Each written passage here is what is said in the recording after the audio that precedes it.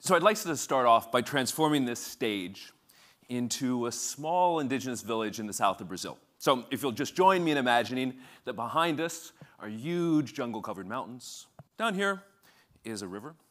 And around me are about 12 Laclano indigenous kids, as well as Rita, my co-director at Usina da Imaginação.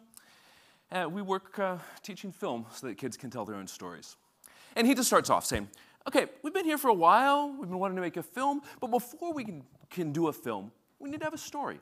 So I'm going to start off with a bit of a story, and then I'm going to pass it on to each one of you. Each one is going to add, and that's going to be our script. She starts off and says, so one beautiful day like today, Ayu, now Ayu is one of the girls in the group, she's about 11.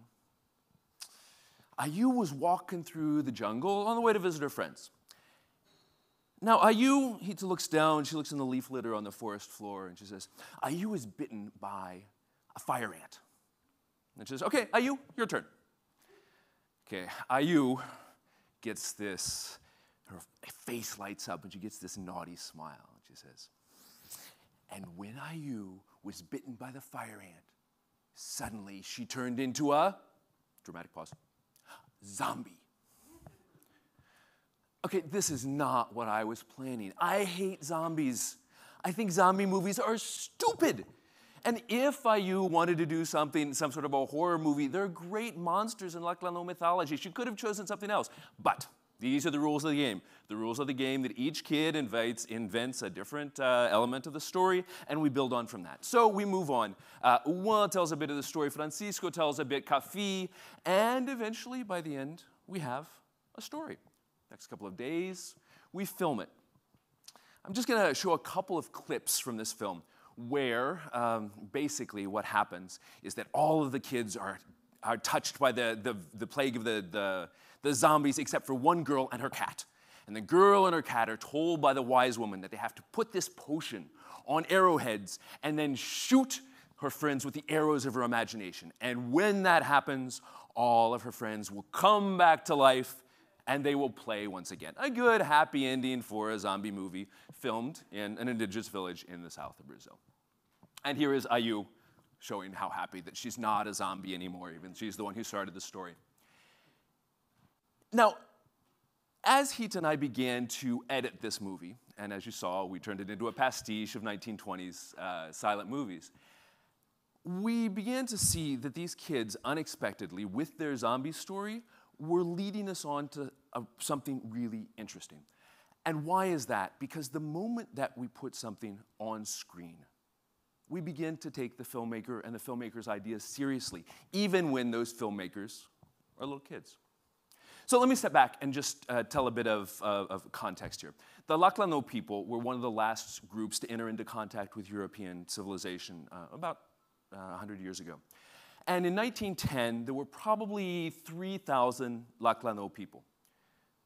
The state government put a bounty on their heads. And so within 20 years, there were probably fewer than 100. The government signed various treaties, but betrayed all of them. The very small land that they were given as a reservation, and they're nomadic people, so a reservation was already a bad idea. But the very small land that they were given was reduced by 70%. Missionaries came to destroy their religion. Schools came to destroy their language. The federal government finally in the 1940s sent a representative to try to defend the people, but in fact he enslaved the men and raped the women. And then, in the 1970s, the military government, you remember the river that we were imagining down here? Well, they dammed that river, which is where they fished. It's also where, on the margins, is where they did their agriculture, so they no longer have a place to grow food or to hunt or fish. So if I were a Hollywood executive trying to pitch this story, I would say that the Laclano people live in a post-apocalyptic scenario. It makes sense that kids are using zombies as a way to think the unthinkable that they're living. There are also kids who live in a white world. They dress white, their food is white with the complications for diabetes and obesity that causes. They're in their schools, they largely speak Portuguese. There was one kid that we interviewed a couple days after we made this, and he said that really the only time he felt like a real Indian, his words, was when he was in the woods hunting with his father. And so we imagine these bodies that are indigenous, and yet at the same time, the soul, the animation, what makes them feel as if they're truly indigenous is gone. Again, zombies make sense. Francisco, one of the kids who was participating, also told us that when he used TikTok, and yes, it's not just your children who use TikTok, it's also indigenous children, that his mother would say, "You're being a zombie." The metaphor is yet another way to think about it. And then finally, as we've shown this movie in different film festivals, one of the interesting feedbacks that we've gotten is to think about the relationship between indigenous kids and Western civilization, where several of the film festivals have said, when we think of the guilt that Western civilization has for 500 years of genocide and colonization and destruction of culture, they haunt us. And that's right. They haunt, our guilt should haunt us. How do these ideas emerge? Every time after we make the movies, we make a sort of a series of making of movies, where the kids can describe what they've done, how they've learned, and they can communicate all the things that they want to communicate to others. And in this process, we learn really interesting and unexpected things.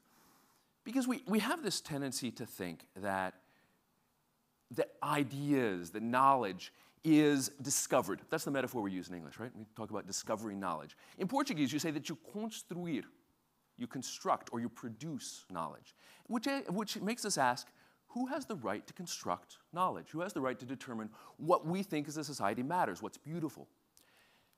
And I think that when we take kids seriously, we begin to ask ourselves, well, why can't kids contribute to this process? I want to show a quick, another quick movie, which emerges from these conversations that we have with kids about film. During the pandemic, we made a movie with Valentina and several of her friends. It was entirely online. And they made a fantasy movie where they imagined a series of comedies. But afterwards, we interviewed Valentina. And let me just show this quick clip of her, which shows her reflections on the experience afterwards. Quem tem mais imaginação, essas coisas, consegue ver o mundo de uma forma melhor, diferente. Eu acho que as crianças, elas não têm esse pensamento de eu quero construir prédios para ganhar dinheiro. Elas não têm esse pensamento de dinheiro é o que importa. A criança pensa em outras coisas. Então as crianças podem ajudar os adultos a pensar que dinheiro não é só o que importa. Yes. Applause for Valentina. We have this tendency to see art for kids as being, it's cute, oh, or we say that it's education. In the future, kids are going to do something that's really important. But I think that when we look at Valentina, we see that there is something right now to contribute to the search for knowledge, to the way that kids understand the world, but also to what the world is like. And it's not just about knowledge. I think Valentina makes it very clear that it's also really about democracy. Let me close with a story here. This year, the Brazilian Cultural Ministry decided to take the idea of public comment very seriously. And so it called for a series of conferences all over the country in many different states where people who produce culture, and that could be a women's sewing circle, it could be a capoeira group, it could be a samba school, it could be the first violinist of the Sao Paulo Symphony Orchestra, could come together and say, well, what can the government do in order to make it easier for culture producers to produce? And one of the different groups that was called together was one that produced culture for children. When we heard that, we cut together Valentina's interview, Ayu's interview, many others, and we sent it to the Culture Ministry. And much to their credit, they sent back and said, you know, we were making a mistake. Children don't just consume culture, children produce culture. And so they asked Kita, my co-director, to bring together a group of kids to go to the special session on children and culture. And so in a big town hall in the south of Brazil, it's underwater right now because of the floods, which you may have seen the news about, to talk about post-apocalyptic scenarios. But you have this incredible meeting between black kids from samba schools and maracatu groups, indigenous kids with all that they bring, child ballerinas, capoeiristas, talking together with politicians, with academics, with policymakers, trying to imagine what they can do for culture. And in the end, in addition to producing art together, they also produced 3 proposals.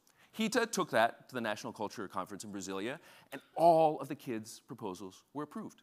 They're now part of Brazilian law. And so we start with this movie about zombies that I hated, but that says something really important and opens up kids to be able to think. And we get to transformation in Brazilian cultural policy toward children. This year, for the first time, for those from the United States, the National Endowment for the Arts finances artists. There's going to be a National Endowment for the Arts for children in Brazil. Governments, some governments at least, really are looking for new policy ideas. Academics, intellectuals, we're desperate for new interlocutors, new perspectives. And for those of us who have kids in our lives, we know that kids are full of ideas. The question is that each one of these groups speaks a different language, thinks in different ways. How is it that we can get that communication to happen? And we think that this process of coming together to think, imagine, script, film, learn to act, that this is a way for those bridges to be built. And it makes a real difference for knowledge and for politics. Thank you.